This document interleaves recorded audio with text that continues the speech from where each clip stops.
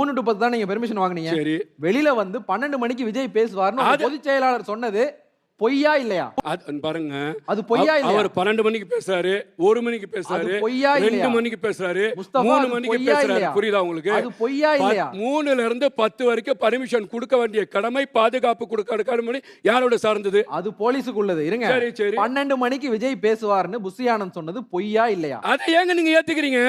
நீங்க மக்கள் கிட்ட ஏன் பொய் சொன்னீங்க? அதுக்கு பதில் சொல்லுங்க. நீங்க 12 மணிக்கு கூப்பிட்டாங்க, 4 மணிக்கு கூப்பிட்டாங்க, 5 மணிக்கு கூப்பிட்டாங்க, 10 மணிக்கு கூப்பிட்டாங்க. காவல்துறை அந்த நைட்டு அவ்வளோ பிரச்சனை நடக்கும் போது அந்த விஜய் அவர்களை கூட்டிட்டு போய் அந்த இடத்துல நிப்பாட்டுதுன்னு சொன்னா அந்த கால சூழல்ல அந்த இடத்துல என்ன நினைக்குது? காவல்துறைக்கும் உளவுத்துறைக்கும் தெரியாம இருக்கா? ஜெயிலானிக்கு தெரியாம இருக்கலாங்க. புரிய விளங்குதா உங்களுக்கு? உளவுத்துறை காவல்துறைக்கு அந்த களத்துல இருக்கிறாங்க. அந்த பெர்மிஷன் லெட்டர்ல என்ன மணி கொடுத்தாங்கன்னு எனக்கு தெரியாது சார். கொடுத்த புஷி ஆனந்துக்கு தெரியும்ல சார். வெளியே வந்து பொய் சொன்னாரு. பதில் சொல்லுங்க சார். சார் ஜெயிலானிக்கு தெரியாது சார், காவல்துறைக்கும் உளவுத்துறைக்கும் தெரியும் சார்.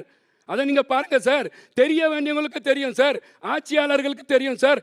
அந்த உள்ள போனா அந்த இடத்துல பிரச்சனை வருமா, கூட்டம் வருமா, அங்க மரணம் நீக்குமா, இந்த இடத்துல பிரச்சனை வருமான்னு யாருக்கு தெரியும்?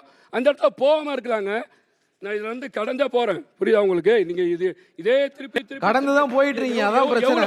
எவ்வளவு நாள் கடந்து தான் போயிட்டு இருக்கீங்க. அதான் பிரச்சனை. எவ்வளவு நாள் தான் சேத்த வரை அடிச்சிட்டு இருக்கீங்க? உங்களுக்கு பதில் சொல்றதுல பிரச்சனை இருக்குன்னு நான் புரிஞ்சுக்கிறேன். நீங்க கடந்தே போங்க. நீங்க வந்து